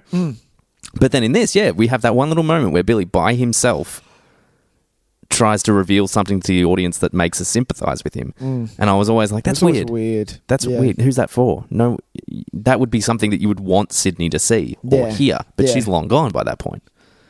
Anyway. It is weird. Maybe I am missing something and maybe it is a reaction to him. Maybe he didn't want that conversation to go that way. Maybe he was actually trying to make up with her so that he could get closer to her. But to me, it feels like that conversation was exactly what he wanted. It makes more sense now that you say that it's he's had the plan all along. Like, I know that he has, but it doesn't seem like he does. Yeah. Yeah. So going back to so if this is the general consensus of who's killing who at what time. Yep. Does it, because I watch it and I kind of feel like that there's differences in the ghost killer physicality sometimes. Really? Yeah. But I'm not certain. Maybe I'm just reading too much into it. No. I don't feel like, knowing that there's two, and when you go back and watch it again, I don't feel like it's the same one that attacks Sydney at her house that kills Drew at the start. No, they're different. But they are. It's both Stu in this. Whereas, because I find the physicality of the one at the start really sleek. And he moves very effectively. Yeah. Whereas at Sydney's house, he's like this bumbling idiot who's falling over everything. 100%. So I always thought they were different, but now I honestly assumed that Billy was the killer in the first one and Stu was on the phone. And especially with the one that kills Tatum, you can tell that that's a different person. Like, that's... Yes. Well, that one's meant to be Billy. a different person, yeah. But Billy, I don't think Billy would have been that easily clumsy or beaten, falls basically. over everything. Yeah, yeah, like like that feels more like Stu to me. But Stu at that point is in watching the movie. lounge room. Yeah. So it's funny, like the one that you think is going to be the more in control as the killer is actually the more clumsy one. Yeah. Anyway, I find it, it's funny. It's weird. And you don't notice any difference in the vocal delivery either. No. Like I thought there might be some clues there that we'll look back on afterwards. Nope. The only thing is the way Billy kind of, like he knows when he's talking to Sydney especially, he's really good at pushing the buttons. Talking about it, like when he talks about her mother and all that kind of stuff. Whereas, I don't think, is Stu ever on the phone? Yes. No. No, I'm confused. No, he's not. No, he's not. No, because the phone stuff... Oh, no, he is. When is he on the phone? This is what I wanted to ask. When she says, who did you call for your one phone call? Oh, yeah, I called my dad. Did he call the house and pretend to be the Scream Killer? No. Or, no, Stu makes that call, doesn't he? Stu makes that call. So that's the only time. Yeah. Because I believe him. I believe that he rang his dad and he didn't pick up. I thought maybe he rings Stu. Oh, okay. And says, yeah, it's go time. Do it now. Ring it now. I'm in prison. Yeah, I'm here now. I'll be here for a little really while. good one. I didn't think of that. Damn. That's what I thought. Because it would make sense. Yeah, because the captain called his dad or the chief of police or whatever chief. So yeah. Yeah, that makes sense. But maybe I was blown away when I first watched this for the first time. When she goes into a room and 911's on. What's the that all interweb. about? What is I that? thought that was so cool. I thought, oh wow, she's like a fast typer, and they'll get there even faster because it's the internet. It is the My internet. wife looked at me and went, "You're an idiot." Yeah, so there was some text that led me to believe that it was for hearing impaired people, maybe. Yeah, 100%. That makes sense now because of the text that it's in. Yeah, yeah, and it was so fast. I thought it was so cool. It was cool. Those computers, man. It wasn't. No, it didn't work. Wasn't cool enough. Oh dear. Oh god. What else have I got? Courtney Cox, man. Let's talk about Courtney Cox. We haven't spoken anything about Courtney Cox. Anything about Courtney Cox and the fact that I love that I forgot how good the looming background murder of her mother is. Like I knew that it was there, but I didn't know how affecting it is on Sydney's behalf. Like the fact that she is still dealing, she lives with her dad. Yep. In a massive fucking house, by the way. Oh my god! Like house is ridiculous. When she goes out on the patio and she's just calling Tatum before she gets attacked. That view, and not only that, she walks on the patio and she has not one but two outdoor settings. So she almost has like a cafe at the back of her house. It's like a double-story patio. There's like a patio for the second story and a patio for the third story. Oh my god, man! It's nuts. Huge. What does her dad do? Anyway. I didn't realise how recent the death was. In my memory, I had it as like 3 or 4 years. Yeah. It was a year. Yeah. Which is why they do it on like the anniversary of the year. It didn't click for me. But I love the what is Courtney Cox's character's name? Gail Weathers. Gail Weathers, that's right. Such an odd name. Her writing the book about her mum and how Gail's kind of like, yes, I do feel you falsified your testimony and things like that. I loved all that part. And then the fucking right hook out of nowhere. Jesus, that still got me. She's a great character because she's completely not likable until she is likable. Exactly. And she's an odd choice to be one of the surviving crew. Yeah. Which it makes it so much better. Like, remember watching the second and she came back and you were like, oh, great, Gail's back. We've got some... Yeah. Because she was so strong. She was so strong. Is. It's funny. She shouldn't be an enduring character and she is. And she is, And I suppose that's the writing and the performance, really, even though I don't love the performance, but I do. It kind of transcends criticism of her performance. It's just it exists as Gail Weathers. Yeah. That's just who it is. And Courtney Cox wanted the role so badly because she was getting pigeonholed as Monica. The nice girl Monica. Yeah. So she wanted, and when she first auditioned, they went, yeah, look, we're looking for someone that can kind of turn up the bitch a little. And she went, right. Okay. I'll give it a crack. Yeah. Let's see. Let's roll it again. And I'll give you sure. This. Yeah. So yeah, I love her. I love her in that role. She's fucking great. Yeah. It's funny that the three heroes of this story are Dewey, Gail, and Sydney. Yeah. You would not expect it to be those three. Which is why it makes it almost better. Like, especially when, like, in 2, I remember there's like a reunion scene where they're all coming all together. Yeah, how you going? All the thing. Like, you guys are such an odd crew. Yeah, such an odd crew. But there's actually you've like, speaking of the part 2, you do feel that kind of heartwarming buzz when they do kind of see each other again, which is great. I think it proves that maybe without even us realizing that how fond of those characters we grew. And I don't even really like David Arquette at all. You love him, man. Come on, no, I'm kidding. No, he's all right. He's fine in this. He's like, it's an interesting. Do you know why I can't get his character out of my head? It's because of what they did with it in Scary Movie. Oh my god! Like, talking about stuff that's not cool anymore. Oh god, jeebus. Yeah, man. I would like to go back and watch Scary Movie again. I'm good. No, I just because. I'm not going to go, what's that? No, sorry. Oh, that's a good point. No, full pass, man. It was of the time, and have fun. I think there might be some fun stuff in it, because it didn't just obviously parody Scream. It was basically tackling all of those 90s, the 90s horror movie resurgence. 100%. I remember, have I told you this story? This is a way off left field story, but how I knew, only because it's a really good movie story, how I knew that I didn't want to be with my ex-girlfriend anymore it was her. This is a good story. Yeah. It was her turn to pick the movie at the cinema. She goes, "You always pick it." I'm like, "Yeah, that's because I know what's good." Did you like Brick? When we went and saw Brick, get this. Yeah. She goes, "If this isn't good in the first 15 minutes, I'm leaving." I'm like, "Yeah, cool." Obviously, clearly the relationship was on the rocks because of that conversation. Yeah. She goes, "Yeah, cool." I went, "Yeah, that's fine. I don't really care." Stayed. 20 minutes in, I went, "You staying?" She's like, "Shut up. I'm going to miss it." Yeah, that's what I thought. Her turn to pick the movie, Tys. Guess what she picks? So, Scary Movie 4. I'm out. Scary Movie 4. I'm fucking done. I'll tell you what, I did see Scary Movie 4 at a cinema as well. Oh, Jesus. Because, and I'm putting it out there, Scary Movie 3 is fun. And because it was such a turn for the franchise, because it was the Zuckers. And it felt a lot more like Hot Shots, Naked Gun. I think Scary Movie 3 is legitimately pretty fun. Because Scary Movie 2 is one of the worst movies I've ever seen in my life.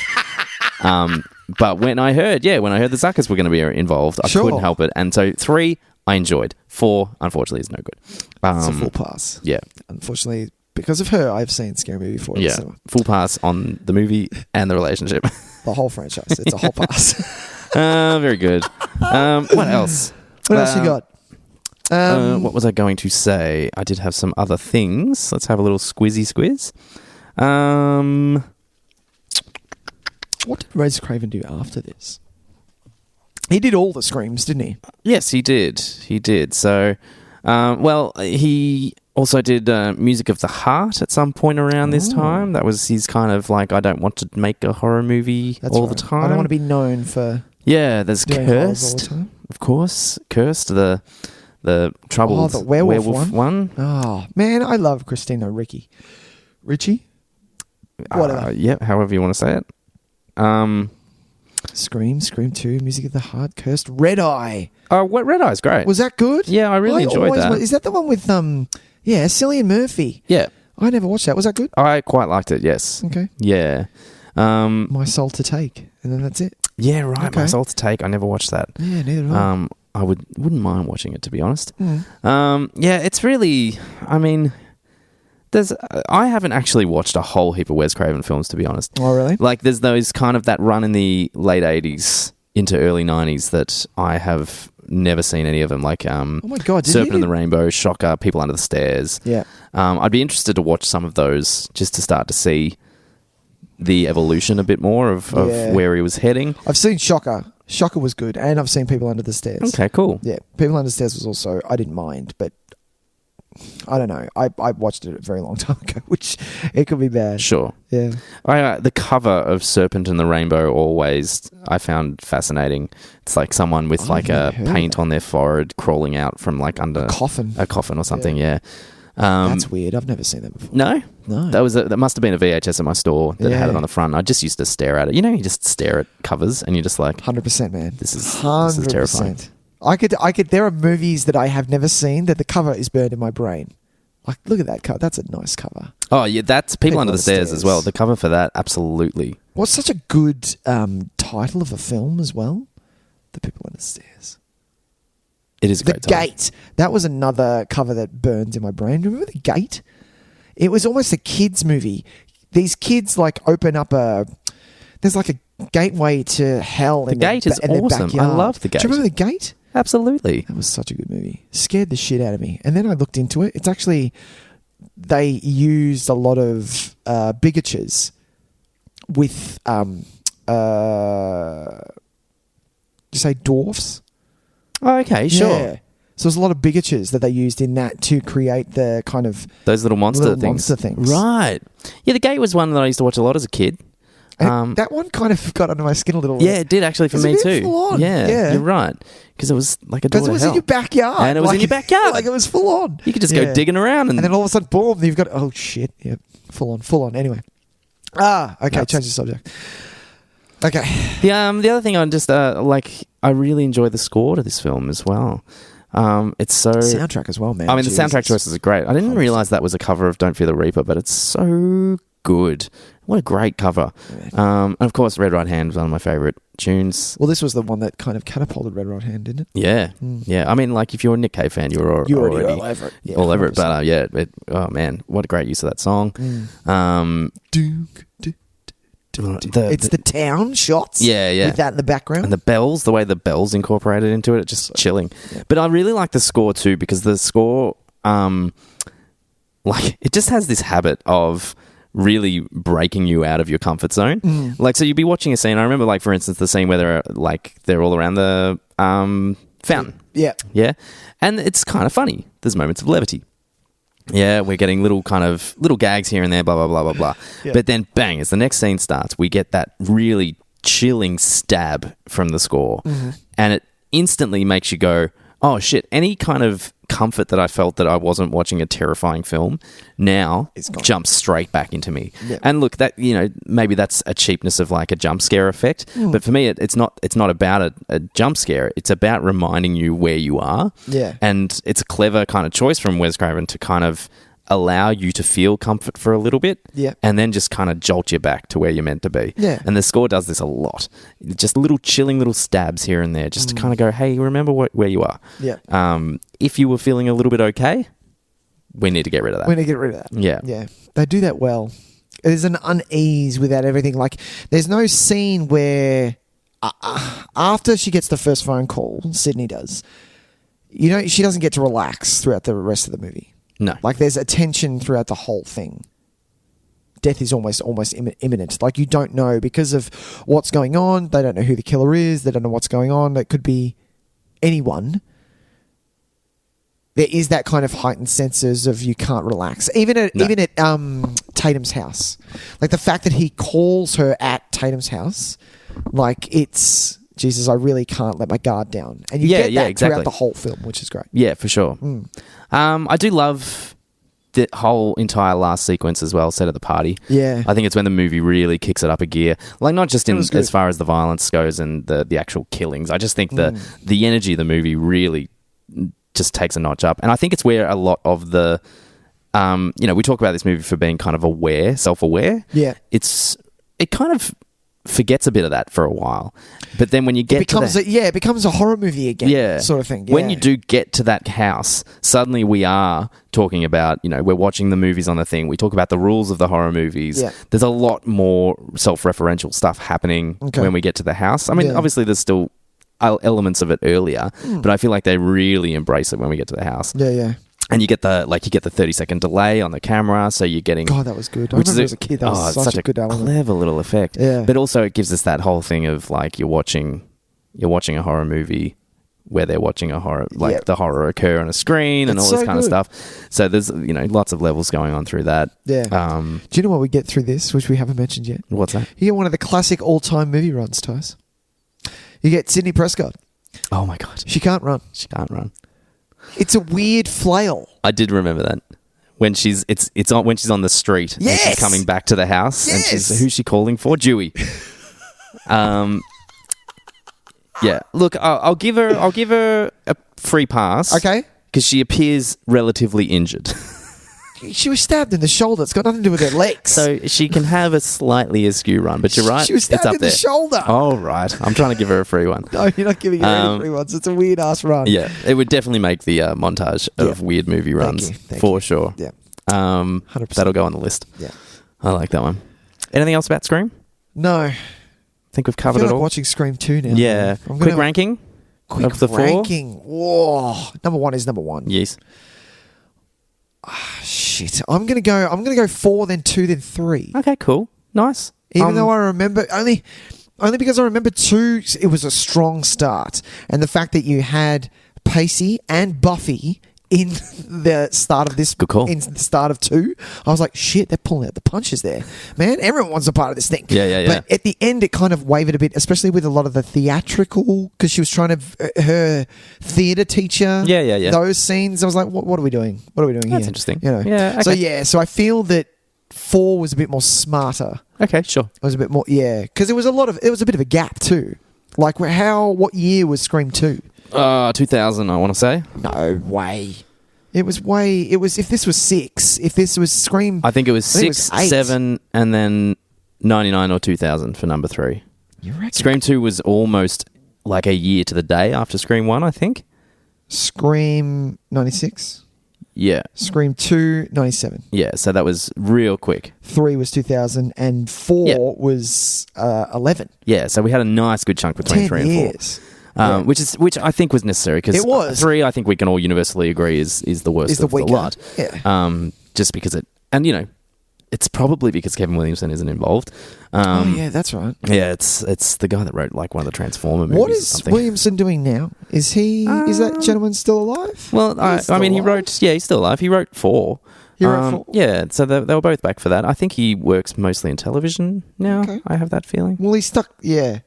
Yeah. Oh, The Following. Oh, yeah, there you go. Kevin Bacon. The Kevin Bacon series, yeah. Yeah, well, I share... I'm pretty similar to you. Scream, the TV series. Oh, right, he's working on the TV series as well. Yeah. Cool. Yeah, I'm 1, 2, 4, 3, I think. 1, 2, 4, 3. Yeah, okay. And 4 and 2... It's very could possibly interchange if I watch them again, but I remember loving 2, and I have seen 2 a lot, but it's been many years. Yeah. But there are parts of 2 that I think are trury magnificent. Yeah. So I'm excited to watch it again. Actually, watch it again. Yeah, for sure. But if I'm going to watch anything, Kevin Williamson, I'm going to watch Dawson's Creek because I was a massive fan, still am. Could watch seasons 1, 2, and 3 any day of the week. Yep. Leave 4 and 5 for another day. There you go. All right. Tys. Well, that's going to wrap us on Scream. Just quickly, Tys. Yeah, man. Did you see the TV series? Do we know whether it's good? No. Haven't watched a thing. Give it a watch, maybe? Look, I could potentially try. I'm less interested in that kind of storytelling for this kind of story. Yeah, I don't need it to be long form storytelling because it just means that when it's forever going to be red herrings. You know what I mean? It's going to be 10 episodes. Who did it this episode? Or who did, and it might only be like one death every couple of episodes. And I don't know. I'm less interested in something like that. I really like the way that these movies escalate. For me, I love the structure of them. The first 45 to an hour is all is all mystery. Yeah. And then it all just kind of explodes. Yeah. I don't know if I want to spread that out over 8 to 10 hours. I feel like that's probably excessive. Even if it is what if it's like more than 15 episodes? Pass. If it was a 22 episode season, not a chance. Is there anything that you would give 22 episodes? Oh yeah, absolutely. Like stuff like Buffy and I really like long form storytelling, don't get me wrong, but in a show where like you this, don't have enough, I don't think it's what I want. What are you going to fill it with? Yeah, fair deal. All right. What did you watch this week, Nick? Oh, yeah. Oh, wow. That was way off. Let's try that again. What did you watch this week? All right. God, that was hilarious. What did I watch? Did I watch things? Oh, shit. Tys, I didn't watch anything. No. What am I watching? I'm watching Stranger Things. Oh, yeah. Season 3. Season 3. There you go. That's a bit scary. I'll talk about that. I'm liking this season. They've really realised that number 2, we kind of did the same thing as number 1, didn't we? We didn't realise what we were doing. And now this season is the season that they've kind of really turned it around, especially because the kids are older, and they're capitalising on that. We've got hormones coming into it. We've got all of these interactions with each other that are different. And yeah, I'm literally only on like the 4th episode. Sure. But yeah, God, I love this show. It's it is made for people who were born in our era. Yeah, do you know what I mean? sure. Like is it the Duffer Brothers? Yeah, Yeah. They really have hit the nail on the head with what our generation would love to see and what we experienced and why we liked movies back then. Do you know what I mean? 100%. And yeah, they really know what they're doing. It's such a great show. Look, it's funny. I know I should love it, but really? I just don't. Not a fan. I really liked season 1. Yeah. But season 2, I lost interest really quickly. Yeah. Then watched a recap thinking I'll give season 3 a go. So I did a recap, just got myself up to scratch. Yeah, and same thing again, 2 or 3 episodes in and I just lose all interest. Oh, I love it. It's a lot darker, I feel, this season. Sure. Yeah, I'm loving it. Yeah, but understandable. Especially coming off number 2, because I thought I would never watch number 2 again, even if you paid me. No, right. Such a waste of time. So 3 is a step up in quality, you reckon? 100%. Yeah, cool. Yeah. Look, I wasn't hating it. Don't get me wrong. I just lose the drive. Like I had such motivation during season 1. I would never ever want to not watch the next episode. Yeah. Whereas as soon as I got to season 2 and then again in season 3, I just wanted episodes to be over. Yeah. I'd be watching them, just kind of going, "How long? 20 minutes? Okay. Yeah. Okay. Keep Cool. it going. What else you got? Yeah. And then it would finish, and I'd go, "Oh, I might watch another episode in a couple of days. I might," and then I'd just never go back to it. Yeah. 100%. And look, whether that's me, whether I'm just more inclined to watch movies at the moment, I haven't really been invested in a television show for a really long time. Yeah, me neither. A new television show. Except for Mindhunter. Jump on it if you haven't watched it. God damn, Mindhunter. It's by my favourite director, so it's David Fincher. Yeah, sure. And he's doing, I think I've talked about this before. It's the birth of psychological and analysing. So they've got these serial killers locked up. So what are they going to do? It's 70s? Early 70s. They've got all these serial killers locked up. They just locked up Charlie Manson. Yep. They've got all of these other ones, and it's one guy or 2 guys that go, well, why don't we study them to find out what we can get and learn from that? And the serial killers that they're interviewing are real serial killers, right? Not the actual people themselves, obviously, but you do go into these serial killers and what they have done. Yeah, right. Like it's really intense. Really intense. And one of my favourites, this is hilarious, because Sam's hobby is serial killers, because she listens to a shitload of podcasts on true crime. Listening to the ones that she's told me about, Ed Kemper, do you know who Ed Kemper is, Tys? No?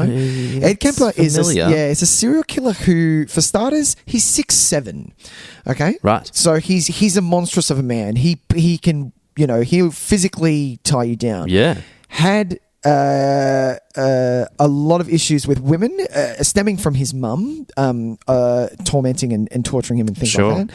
And then went on a string. Now his IQ was insane, so he knew what he was doing. Got to the point where he knew he was going to get caught, and said, "Okay, I'm going to kill one more, and then I'm going to turn myself in." Almost, he killed his mum. Then, ready for this? Killed his mum. No, tortured her, killed her, had sex with the dead body, cut off her head, put her head on the mantelpiece, argued at it for 3 hours, then had sex with the head again, and then got caught. What are you doing, man? Why would you tell me that?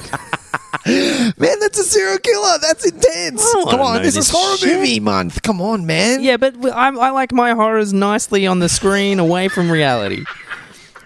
I don't need them to cross over into real life. Come on.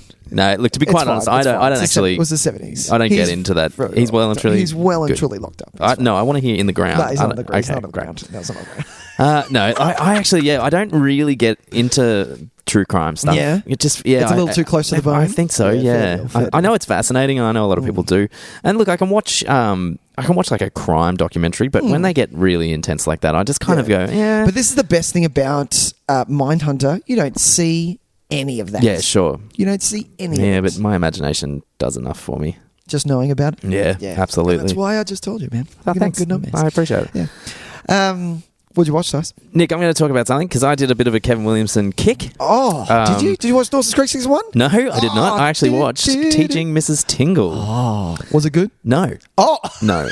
So this popped up on Stan, and I'd never seen it before. I'd heard terrible things about it. Really, most people had said that. Well, yeah, I kind of thought that maybe time might have been kinder to it. That it's like, look, if anything, maybe expectations were so high because it was Kevin Williamson directing and writing, and it was like, oh, okay, that let's see what he can do. And maybe because it wasn't fantastic, people shat on it a bit. And I thought maybe time would be kinder to it. Sure. I really didn't like it. It's a real mess of a film. I don't remember what it's about. So Katie Holmes, the boring guy from Seventh Heaven, and oh god, what's her name? She's quite good in it. Felicity. Marissa Coughlin. Okay. I don't know how to say her name. You don't know how to say her name? Yeah. You'd recognise her. What's his name? Barry Watson. That's right. Barry Watson. So they are students at this high school. Katie Holmes is almost the valedictorian, except their history teacher, Mrs. Tingle, just has it in for basically everyone. She's the worst teacher in the world. Yeah. And so it's because she gives Katie Holmes a bad mark on something, or is going to. Yeah. She's in danger of losing a scholarship that she wants, and she might not get valedictorian, and it means that it might be harder for her to get into colleges because she's poor, all that kind of stuff. Anyway, so when a boring guy from Seventh Heaven steals the final exam paper, and they have a conversation about what they're going to do with it, Katie Holmes wants nothing to do with it. He slips it in her bag, and then the teacher finds it in her bag. Right.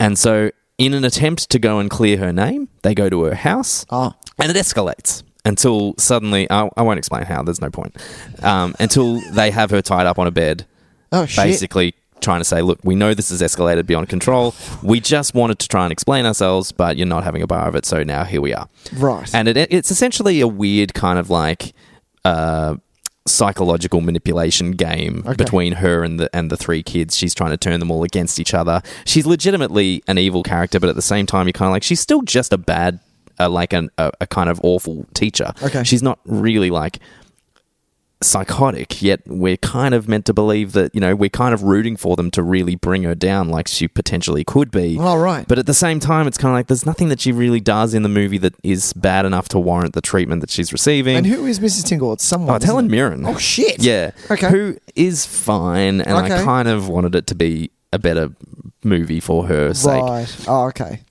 Yeah, the tone is all over the shop. It's I think it's meant to be like a black comedy, but there is not a single funny moment in it. Okay. There is things that, I think we're meant to kind of like awkwardly laugh at how kind of black it's getting, a la Heathers.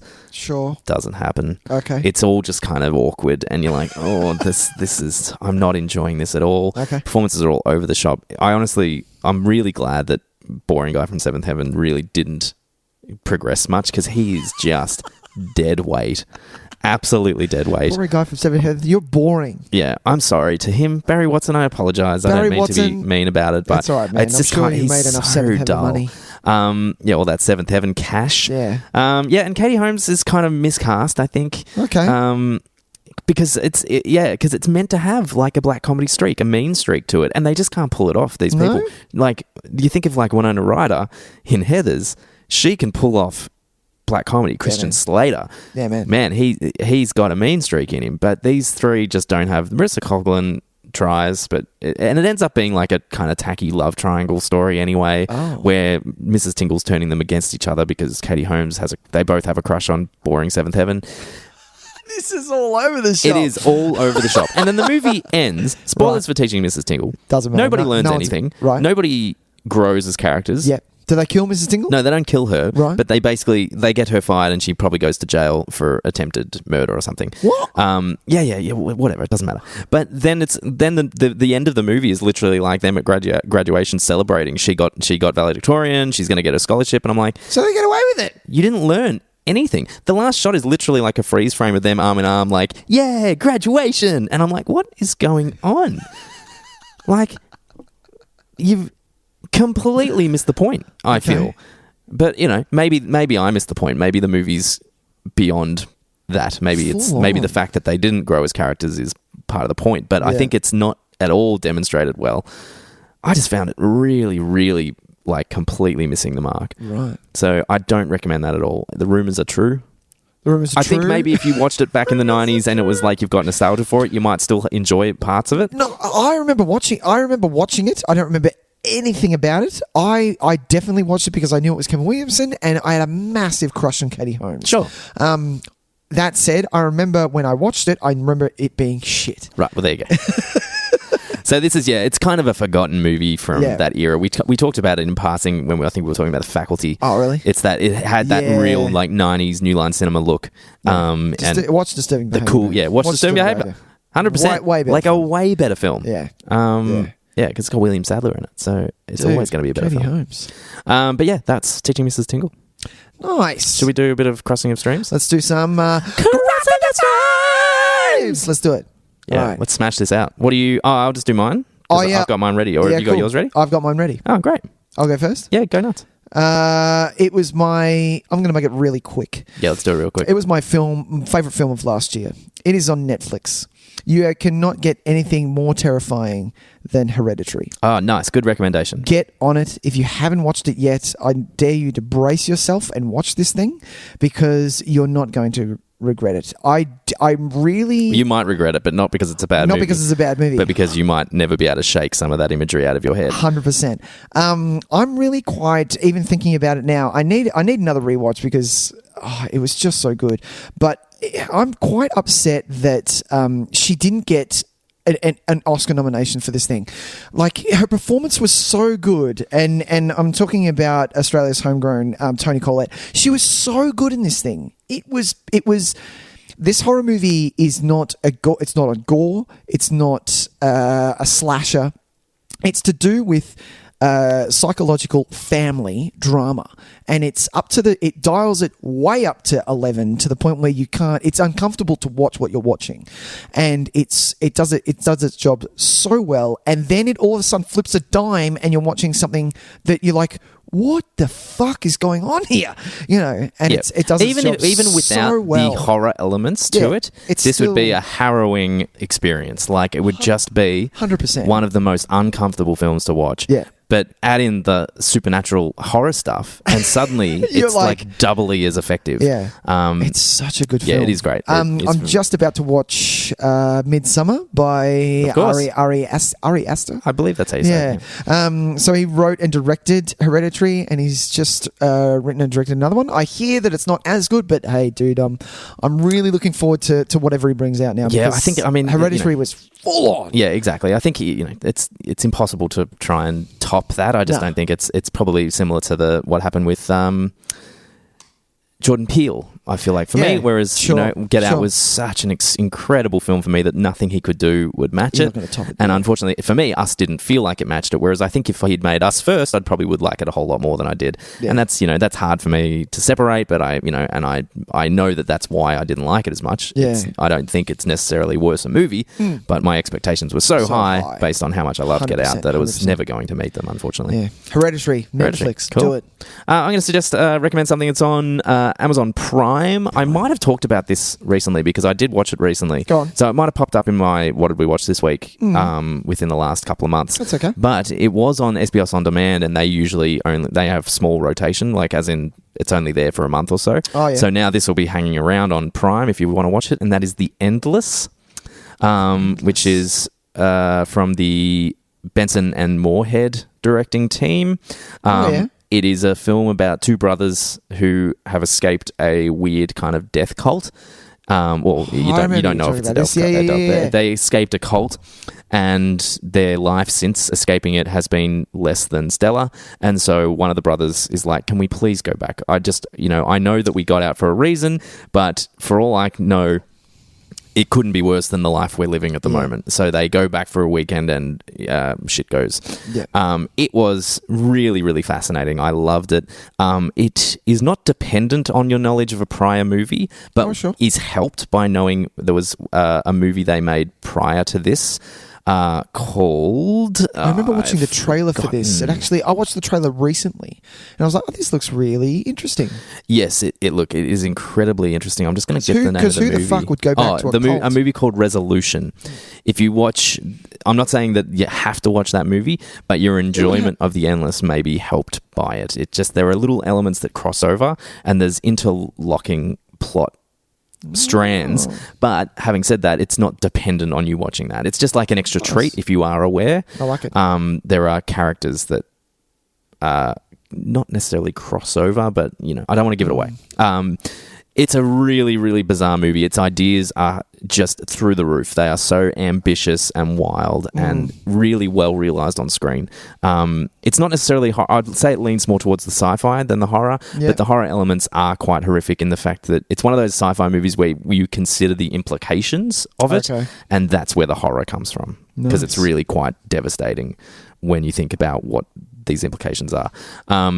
Yeah, loved it. Go back to a cult. I know. Well, that's part of that's. They actually sell it. You believe it. Yeah. So yeah, The Endless on Prime Video. Definitely give it a watch. I really loved it. It might kind of feature in our like. Is it still best on finds of the SBS year. on demand? No, it doesn't appear so, but it's on Prime. Cool.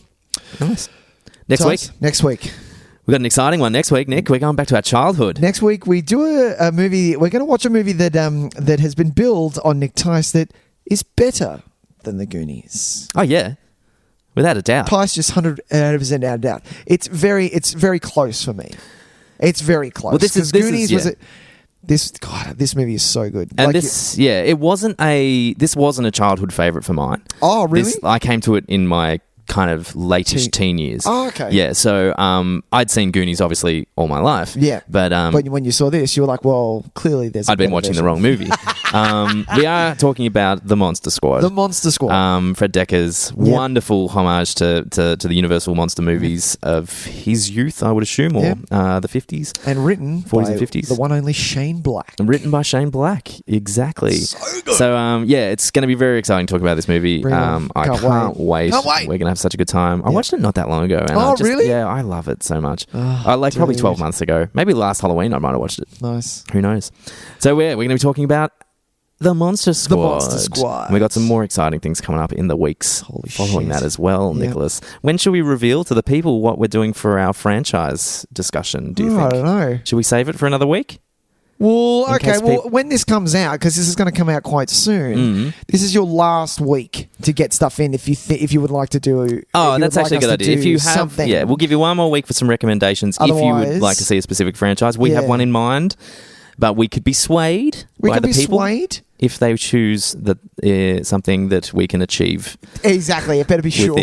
Short. No more than 6 movies, please. Exactly. Otherwise, if you would like to see us do something long, reference last year's Saw Fiesta. It is a fiesta and a half. Good Lord, it was intense. But apart from that, Tys, join us on iTunes. No, Apple Podcasts. That's what it's called. Apple Podcasts. Rate, review, subscribe, like, all of those things. Write a review. We'd love to hear what you think of our podcast, because we'd love to hear what our listeners think. Yeah. Other than that, we are on socials. We are on the Facebook, Instagram, Twitter. We do have a Gmail account, which is nicktyson.videotape@gmail.com. Yep. Also, you can download the Letterboxd app, which is the app for movie lovers. It is indeed. Tys, you can follow TYS_videotape, and I am Nick, NIC_videotape. Indeed. Just jump on. You'll maybe see what we rate the movie before you hear the podcast. You might indeed. We're going to have to keep that franchise one a secret, I think, in case we start watching a few of them. We might have to wait and load them all up towards the end. I was thinking that. But until then, Tyson. Until then, Nicholas. I'll see you the next full moon.